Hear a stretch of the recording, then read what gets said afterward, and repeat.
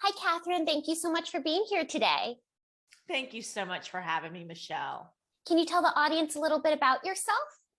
Yeah, I'm a mother and a wife, an author of Relationship Grit, a book that I co-wrote with my husband. Yay! And a speaker and a podcaster. Yeah.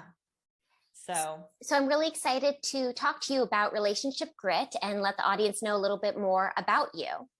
So what level of vulnerability was needed to write Relationship Grit? I literally felt like I was a fly on a wall in your life and your marriage. Yeah. That's such a great question because I knew that I needed to write a book and really talk about what had happened in our relationship to be able to get to a place to share what we did to repair our relationship. And what happened was the reason this all came about, I started to find myself at the grocery store, at a clothing shop, and I would run into a woman that I had known. Maybe our kids were on the same tennis team or the same lacrosse team, and I was now an empty nester, but maybe they still had kids at home. And these women were sharing the same stories with me in terms of, I'm so stressed out. My husband and I are at each other's throats. I'm really thinking about leaving him. There's kept being this constant thing that kept happening. And I would stand there in the, carrot and celery aisle, sharing some part of my relationship, whether it be, some infidelity that we will discuss a little bit about, or, John's traveling, just different situations that I had found myself in where I could share with them how we overcame them. Mm-hmm. And so I got home one day and I said, John, we've got to write this book. But we have to be really, really truthful about what happened in our marriage. And that's why we go back and forth in the book with John's side and my side. And I got to tell you something. After we wrote the book, we had John's brother, Dave, read it. And he literally picked up the phone and he called John and he goes, you can't write this book. And he was like, why? He goes, you speak on positivity, you're the positive guy, you're doing all these great things. And, people are going to read this about you and, they may not like you. And kudos to my husband, because he said, you know what, then that's the way it is. But yeah. I know the only way I'm really going to be able to help others and we're going to be able to share our message is if we really talk about where we were. And the truth is I wasn't a good husband back then. But the book is going to tell you what we did and what the readers can do to help strengthen their relationship or help repair it. Yeah, it definitely does. And it definitely has a step-by-step process. And it's such reading the book, it was an easy read. It was something that I literally read in a day and I couldn't put it down. And I just wanted to know, how did they get through this? Mm-hmm. And you mentioned the infidelity piece. And can you share a little bit about what infidelity means to you? Yeah, well, infidelity can be a lot of things. I mean, it doesn't have to be intercourse. Mm-hmm. It can be a lot of text messages. It can be communicating via social media. It can be if your partner or you are giving another individual intimate time. So intimate doesn't have to be skin, touch, sex. Intimate access to you, that's infidelity. Mm-hmm. Yeah. And in the book, we do share that I can't remember now how much of that we did share. But I will share with you that John had some encounters with women He didn't have sex, but again, that doesn't matter. In one of the cases, it was emails. Back then, they didn't have social media and all that, but they were emailing each other. And in another case, he had kissed somebody. And yeah, that's not okay. And by the way, I got to tell you, I'm the one, like, if anybody was going to cheat back then, it would have been me. Like, and I don't mean it like that, but I'm the outgoing one, and, definitely probably a little more flirty, which was, not always such a great thing. Mm-hmm. And here was my, like, prudish, preppy, really much more of a prude sexually. I'm just going to say it, And then to find out that happened was devastating. And I was going to leave him. Yeah. And I'm so happy that you opened up the room for that conversation in your book and in this discussion today, because as a therapist, I've worked with so many people, and lots of times in a relationship, people are not on the same page with what is cheating. And opening up to have that conversation and to set those boundaries and to make the unknown known, I think is so important in healing. Mm-hmm. And nowadays it makes it so much easier, with the social media and what's happening there. And just, there's so many ways to access people and communicate. And I think it's about setting boundaries for yourself. And of course, having your own morals and values, on what's acceptable and what's not. Mm-hmm. Yeah, definitely. And I'm wondering, so throughout your book, you talk about raising young children and where you are now. How has self-care changed for you throughout that time? And does boundaries play a role in self-care and having the time and the space and the ability to do self-care?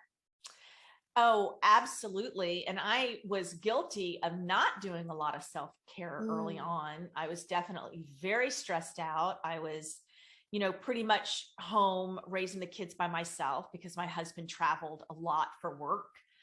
And I was really stressed. And so if I did do self-care, it probably wasn't in the healthiest way, in terms of I was, probably eating foods that I was gorging on foods and things like that. And I did finally, that's a good question. I finally did get to a point, and I thought, no matter what, I have to try to carve out time to get to the gym. And so I found a YMCA that, I could put my kids in the little, daycare there for an hour, and started to connect with other women that also were there working out. And so that did become a good, healthy outlet for me. And it is so important. And I find so many times with women, we definitely put ourselves last. Yeah. So I think it's important. And, the other reason it's important is I think it gives us a level of respect for ourselves and makes us feel better about ourselves, so that we're not projecting some of that insecurity onto our partner, our mate. And I tell this story that there was a time my husband was traveling all the time. I'm standing in the kitchen. I've got my nightgown on. My hair is disheveled. We woke up late. The kids are running late. I'm trying to make lunches for them. They both have celiac disease. So of course I can't just send them lunch money. So that was another big deal, that I had to always, make their own lunches. John comes sauntering into the kitchen. He looks so dapper. He's got this suit on, and he's got a suitcase. And I got to tell you, Michelle, I looked at him I had such jealousy, and I wanted to cut him down.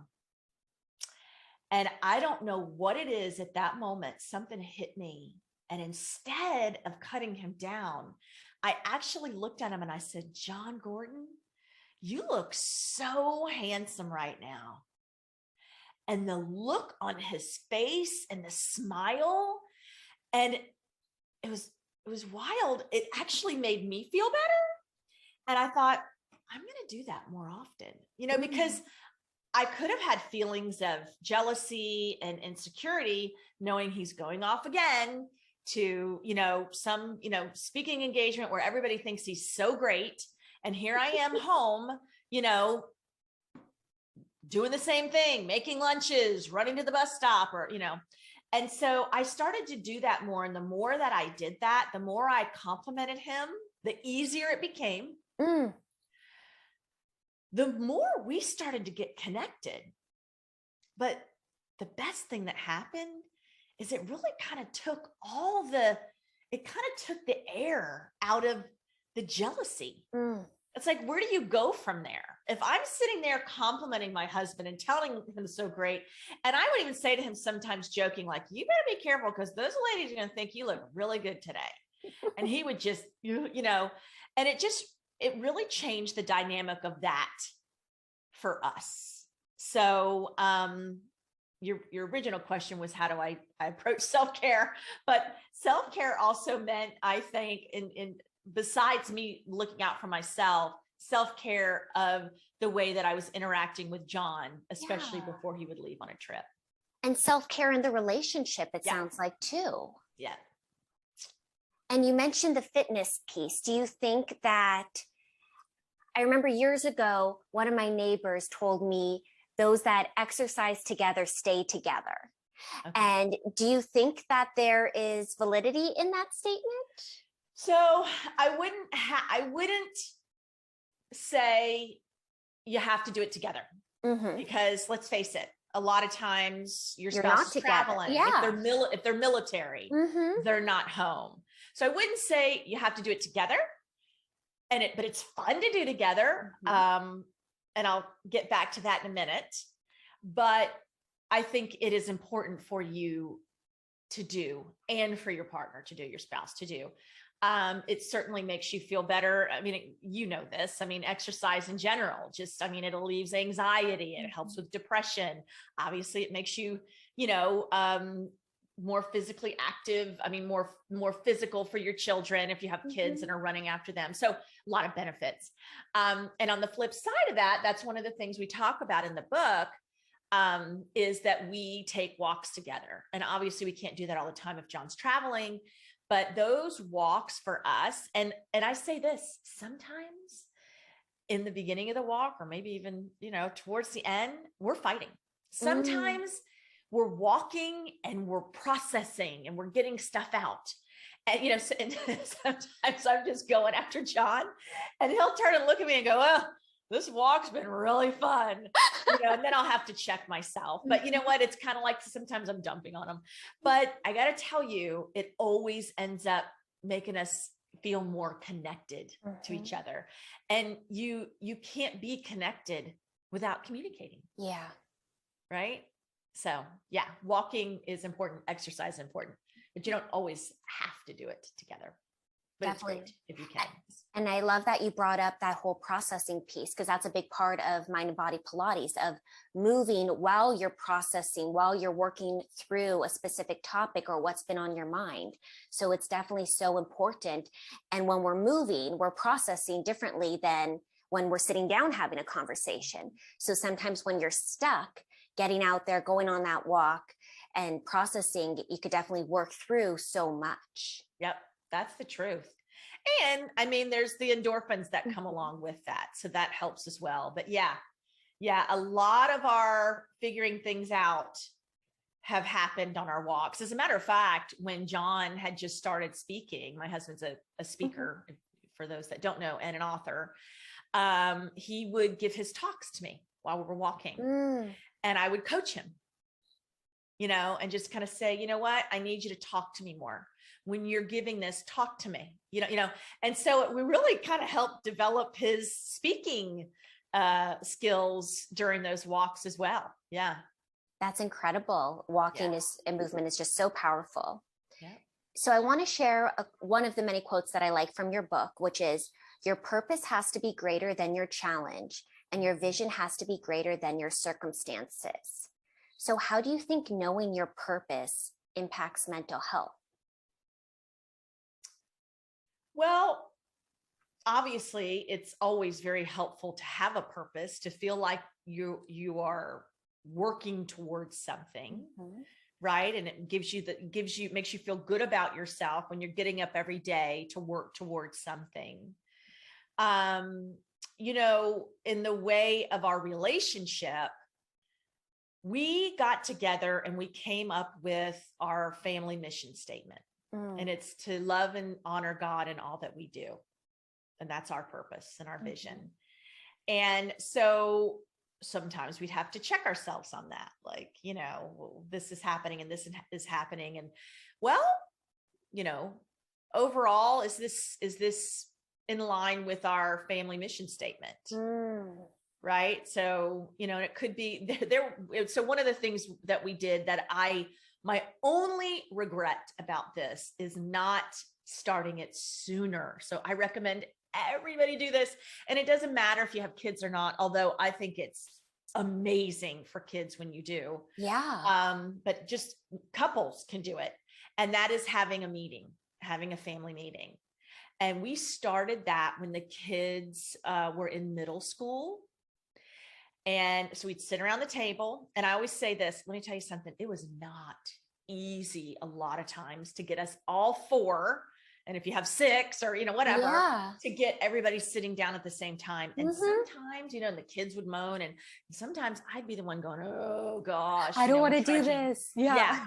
But I got to tell you, it by far was the best thing that we ever did as a family, because it never failed. Well, first of all, John and anybody in the family can do that. I mean, the kids can pick it if they want to, if they're, pick something to read, something motivational, a story. Sometimes it was scripture. If you, are into the Bible, or a Christian, I should say, or even Jewish, whatever it is, whatever religion, and bringing that, to the table. So John would read something. Normally it was John. And then we would discuss it. And sometimes we would maybe take a minute to discuss it, but what would somebody would share something that was going on with them. Now, I got to tell you the craziest thing, 9 times out of 10, whatever John would share that day somehow would relate to something that one of us was going through. It's the way I found out that my kids were being bullied. It's how I found out, an issue that my daughter, things that weren't coming up in our day-to-day conversation somehow were being brought up from this family meeting. And another really neat thing happened. And by the way, so we had our family mission statement. And then every year my husband wrote a book called One Word. So we'd sit at the table and we would have come up with our one word. So in January, or just before January, like normally the end of December, we'd sit around the table and we'd all tell what our one word was. So through the course of the year, if something was happening, or just in general, we'd say, now, is that in line with your one word? How's that go?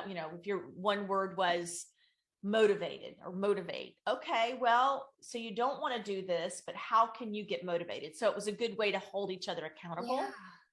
Yeah. So that was the other thing that we did, was the family meetings, family mission statement, and picking the one word.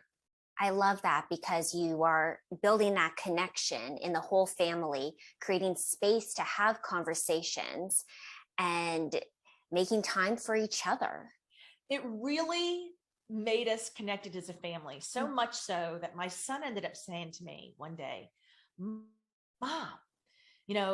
so-and-so was saying, we're just so close. Like our family's just so like, we're such a team, almost like that was a bad thing. Yeah. And